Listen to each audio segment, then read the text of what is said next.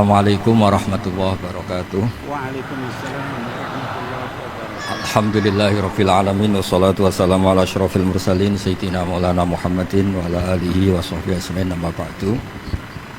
Ingkang sangat kula hormati niki wonten Habib Nabil, semua keluarga besar Habib Muntir, semua min usulihi wa furuhi sedanten ingkang kula hormati.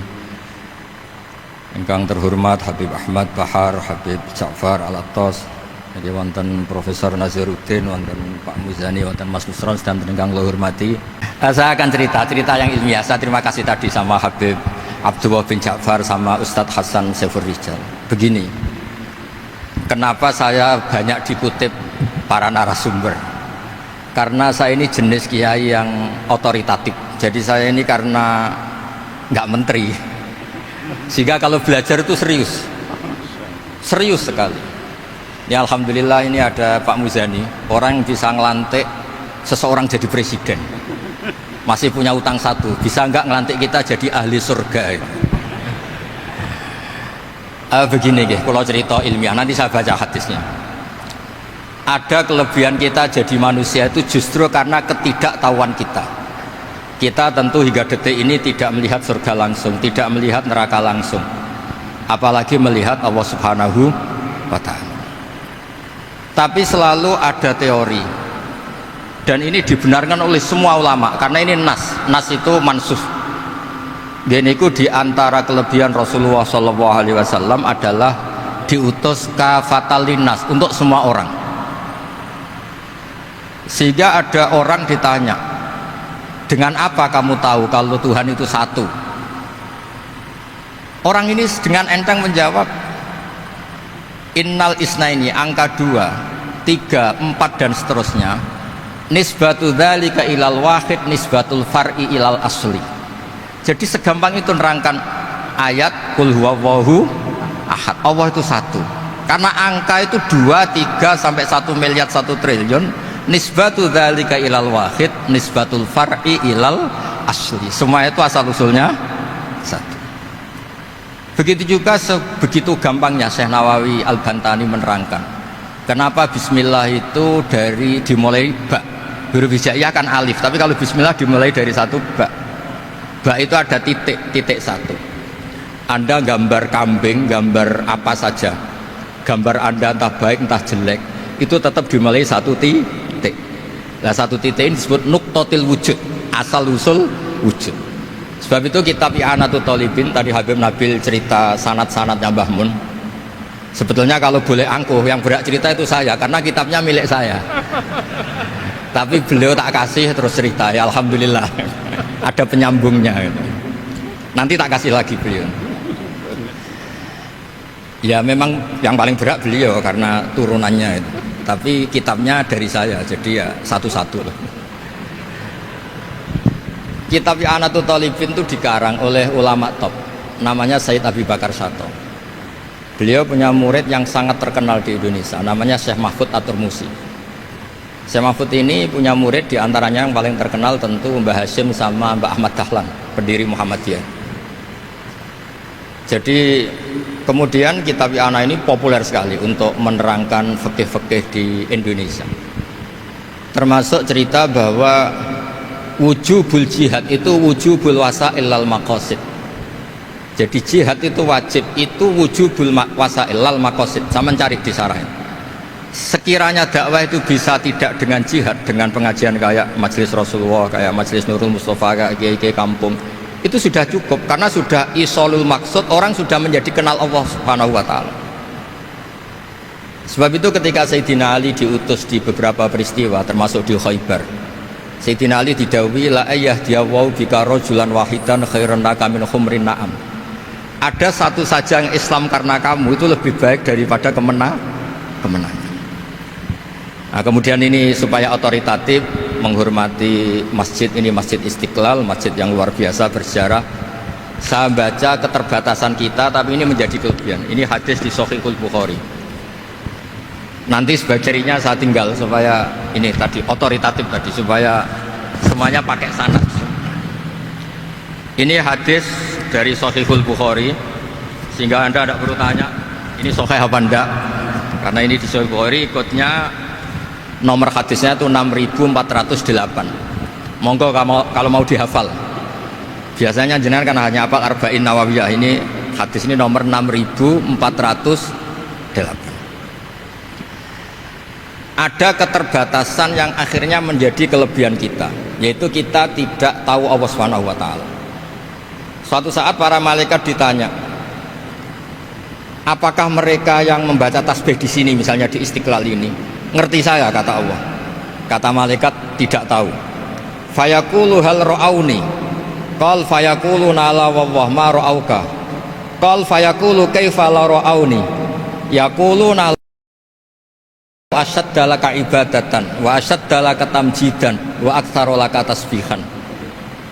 Andaikan manusia itu ngerti engkau ya Allah, maka tasbih mereka ini akan lebih dari kita. Saya beri contoh, ini terutama untuk dzurriyyah Rasulullah SAW. Nabi itu manusia, basar, tapi lakal basar.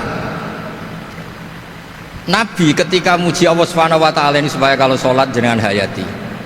Misalnya pertama muji begini, lakal hamdu mil'us samawati wa mil'ul ardi. Kebanyakan di Jawa memang baca pakai rofaknya mil'u, tapi di beberapa sanad dibaca mil'a, itu urusan i'rab lah. Engkau itu saya puji seluas langit dan bumi, seluas langit dan bumi. Seluas langit dan bumi itu nggak keren, karena langit ini tetap mahsurah, as-samawat ini apapun luasnya langit itu tetap terbatas, bumi apapun luasnya juga terbatas. Apa yang diteruskan oleh Rasulullah SAW? Wa mil'u ma syi'ta min syai'in ba'd. Dan pujian saya ini ya Allah sesuai kehendakmu, sejumlah kehendakmu, karena ini yang tidak terbatas. Begitu juga ketika Nabi dengan keterbatasan sebagai manusia, bukan sebagai Habibullah, atas nama manusia. Nabi itu punya dua sisi, kadang sebagai basar, kadang sebagai Habibullah, dan sama-sama penting untuk mengawal Islam ini. Saya ulang lagi, sama-sama penting untuk mengawal Islam ini.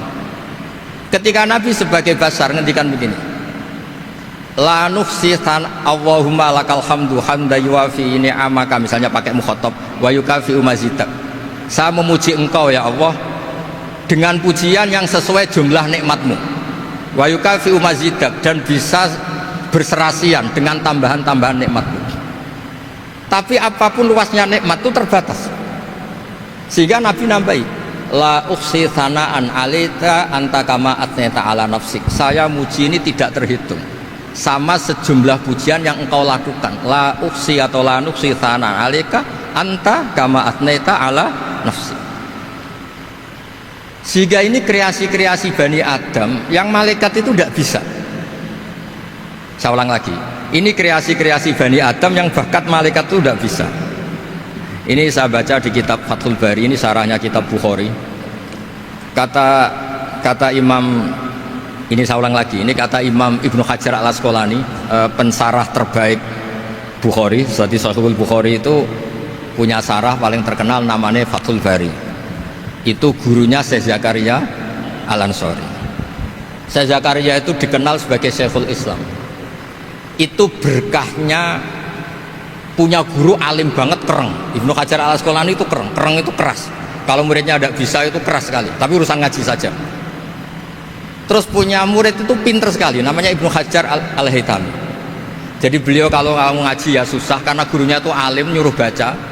Kalau mau ngajar ya susah, muridnya itu alim, takut salah. Jadi akhirnya pinter. Orang punya murid alim alama itu kan bingung. Makanya saya tidak suka kalau Profesor Nazar ngaji saya, nanti ngoreksi repot. Sudah gitu Islamnya beliau formal karena Menteri Agama, saya non formal. Lama-lama Islamnya beliau legal, saya ilegal. Kan jadi repot nanti. Makanya tadi tak bully, tak cocokkan. Kalau jenengan Menteri Agama sampai akhirat berarti top. Tapi kayaknya di akhirat saya yang ngelamar jadi Menteri Agama. Tidak ada, ini nggak penting.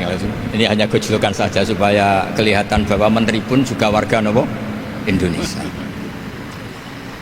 Begini kata Ibnu Hajar al-Asqalani, ini saya baca ya supaya penghormatan saya sama Habib Umar Hafid.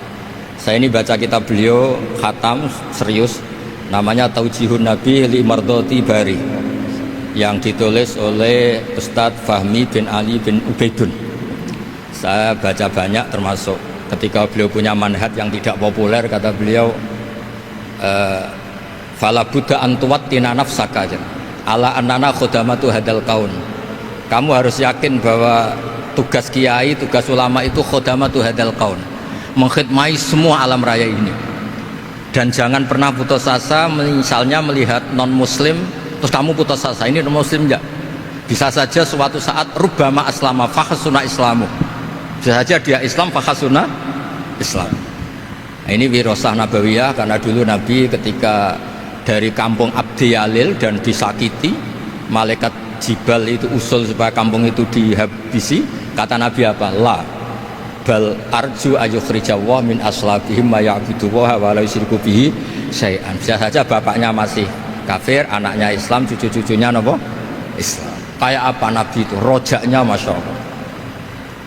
Nah kemudian ini kembali ke tasbih tadi, kata Ibnu Hajar al-Asqalani, yukhadu min hadal hadis anna dzikral hasil min bani adam a'la wa asyrafu min adzikri al-hasil min al-malaikah li khusuli dzikril adamin ma akasratis syawaghil wa wujudis sawarif wa sudurihi fi alamil ghaibi bi khilafil malaikati fi dzalika kullih.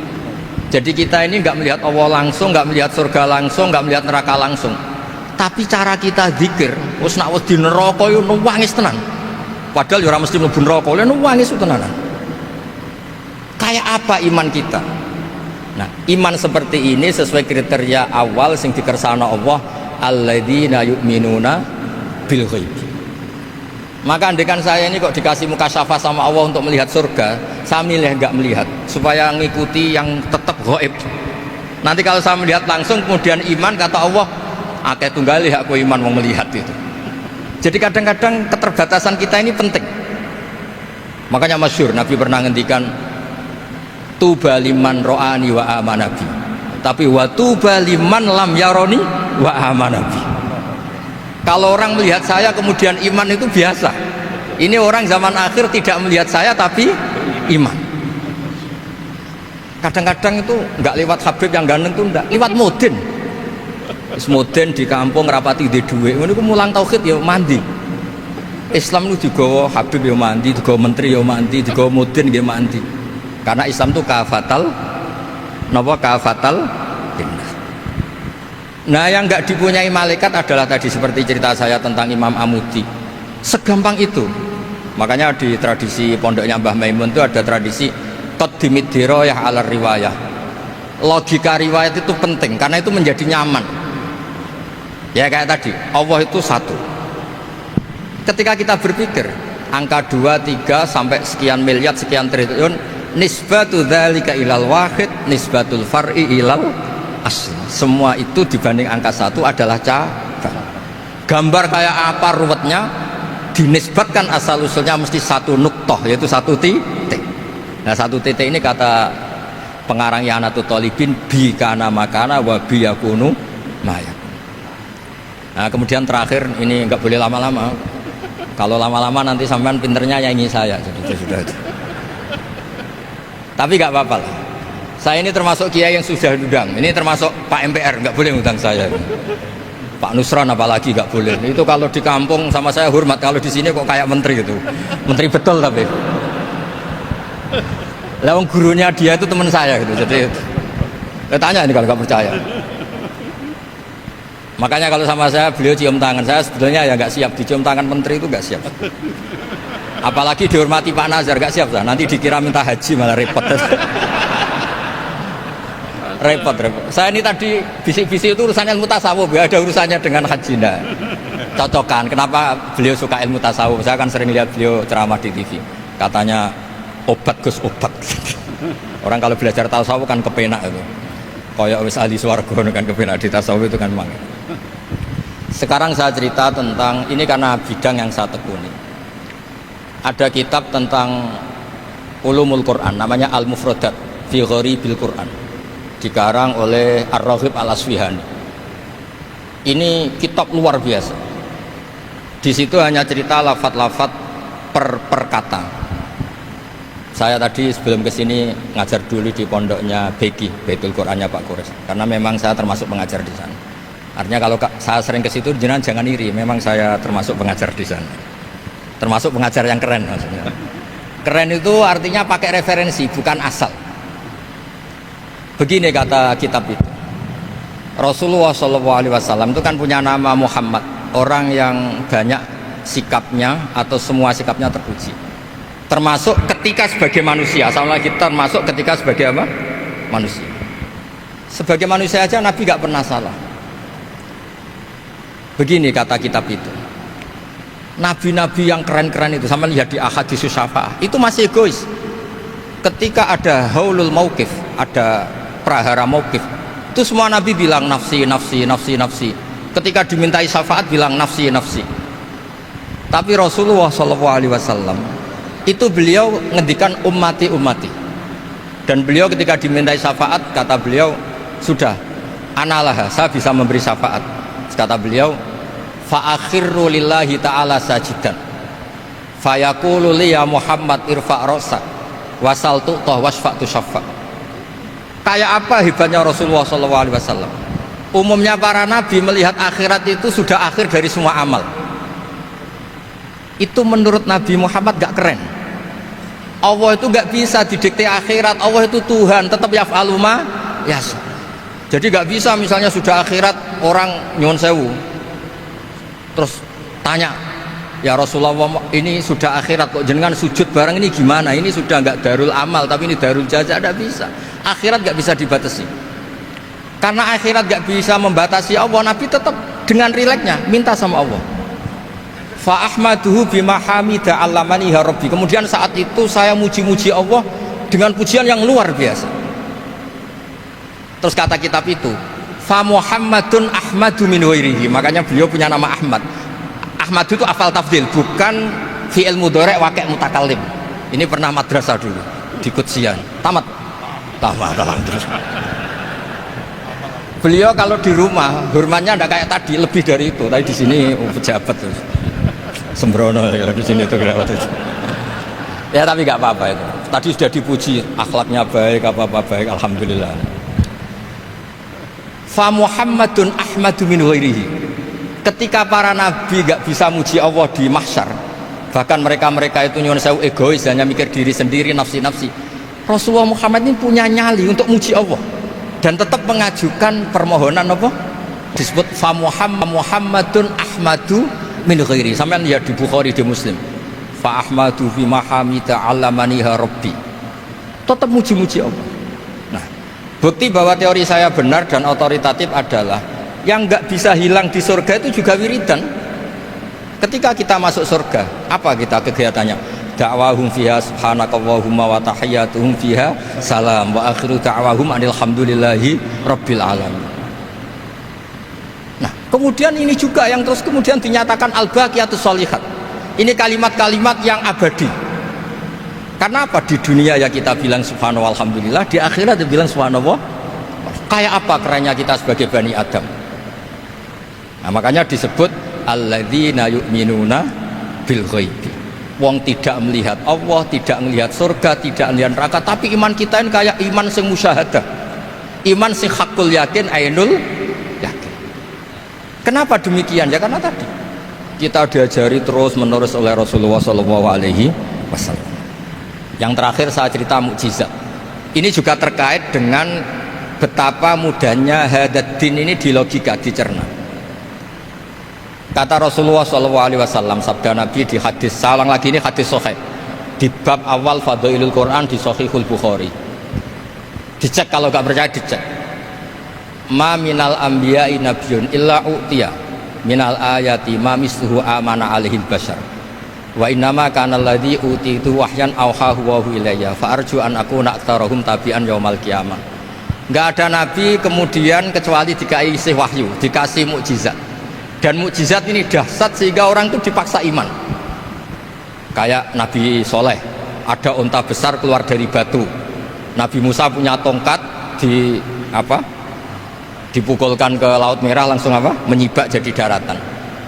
Tapi kata Nabi Muhammad SAW, saya itu tidak punya mukjizat kayak itu, juga gak ingin. Saya ini dikasih mukjizat Al-Quran, dan saya berharap karena mukjizat Quran ini adalah Terus kemudian umatku menjadi yang terbanyak ila yaumil qiyamah. Sekarang kita berlogika. Ini kata kitab Fathul Bari lagi. Kita berlogika. A'jaza yu'jizu i'jazan. Sesuatu yang menjadikan orang lain nggak mampu disebut i'jaz. Kemudian karena ayat menjadi mukjizat, sesuatu yang kita sepakat tidak mampu.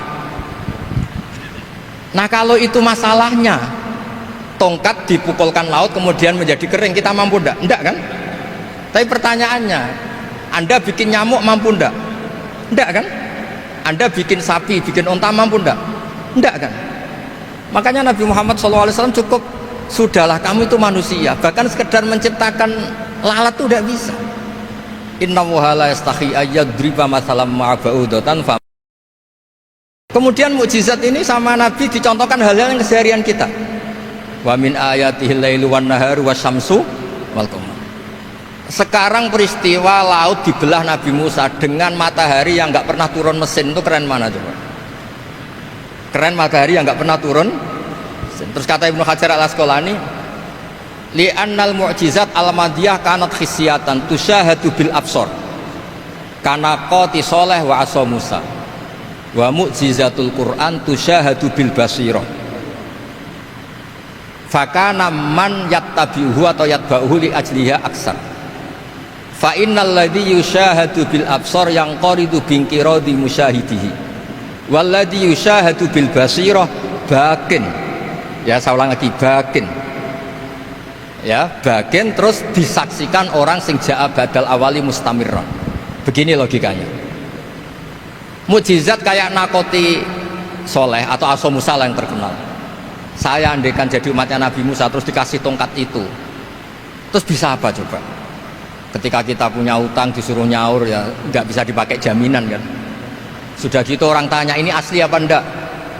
Kalau asli buktikan, kan ya repot. Tapi kalau kita jadi umatnya Rasulullah SAW ditunggoni Quran, punya banyak masalah resepnya sabar. Kalau nggak bisa sabar ya nyari kiai-kiai tukang ijazah nak menodungannya mandi. Karena orang mensifati Allah itu macam-macam. Makanya saya pastikan nggak ada agama yang mengajarkan rasional kayak agama apa? Islam. Makanya liqaumi yaqilun liqaumi yatafakkarun. Coba misalnya nyamuk. Kamu bikin nyamuk tidak bisa kan? Nyamuk punya organ tubuh kecil, organ tubuhnya punya urat. Kamu mikirnya kayak apa? Sekedar bikin patungnya saja tidak bisa, apalagi bikin nyamuk. Jadi untuk mengakui kudrohnya Allah yang tidak terbatas dan kita lemah, itu tidak usah nunggu peristiwa kayak terbelahnya laut. Cukup wa ma min dabatin fil ardi wala ta'ir yatiru bi janahihi illa umamun amsalukum inna fi khalqis samawati wal ardi waqtilafil laili wan nahar, seterusnya la ayatil liqaumi yaqilun. Nah gara-gara pola yang diajarkan Nabi itu ila yaumil qiyamah orang tetap Islam karena nyaman dengan kepastian mukjizat ini baqiyah ila yaumil qiyamah. Itu kayak apa baiknya Nabi. Makanya saya suka tadi burda yang dibaca. Ada ulama kayak Muhammad bin Said Al-Busiri yang ngarang burda. Itu kalau berpikir itu sederhana. Ngeten lho Gusti, malah nerangno pangeran. Lama da'awa da'ina li ta'ati bi akramir rusli kuna akramal umami. Ngeten lho Gusti, karena Rasul Muhammad itu terbaik, ya logikanya umatnya juga terbaik. Jadi lama da'awa da'ina li ta'atihi bi akramir rusli mesti kuna akramal umami. Jadi burda ini saking manjanya sama Allah sampai bilang gini. Wala yadika Rasulullah jahuka bi idzal karimu tajalla bismimun takim. Ya Allah, engkau telah menamai Nabi engkau itu Raufur Rahim, yang penuh kasih sayang, yang sohibus syafa'ah. Maka ketika engkau ingin nyiksa kami dengan alasan engkau ini al-muntakim, dat yang bisa nyiksa orang maksiat, jenengan harus ingat ya Allah bahwa Nabi kita itu Nabi yang engkau gelari Raufur Rahim. Ya kalau gitu jangan jadi nyiksa. Terus gunanya apa digelari Raufur Rahim ra iso nyafaati gitu. Itu jenenge wala yadika Rasulullah jahuka bi idzal karimu tajalla bismillah. Terus fa inna min judika dunya wa darrataha wa min ulumika ilmal lauhi wal qalam. Dan itu juga yang dibuktikan Rasulullah SAW. Sampai beliau ngendikan likulli nabiyyin da'watun mustajabah wa akhtabi da'wati syafaatan ummati yaumal qiyamah. Semua nabi itu punya doa yang mustajab dan semuanya sudah dipakai di dunia. Tapi saya menyimpan jatah itu supaya saya tetap punya hak syafaat fi yaumil qiyamah. Terus ini bukti-bukti bahwa ilmu yang selama ini diajarkan para habaib, para kiai itu otoritatif. Saya hanya bantu jenengan memastikan kalau hadis itu sahih dimaknai oleh ulama-ulama yang kredibel. Mohon ngoten mawon. Assalamualaikum warahmatullahi wabarakatuh.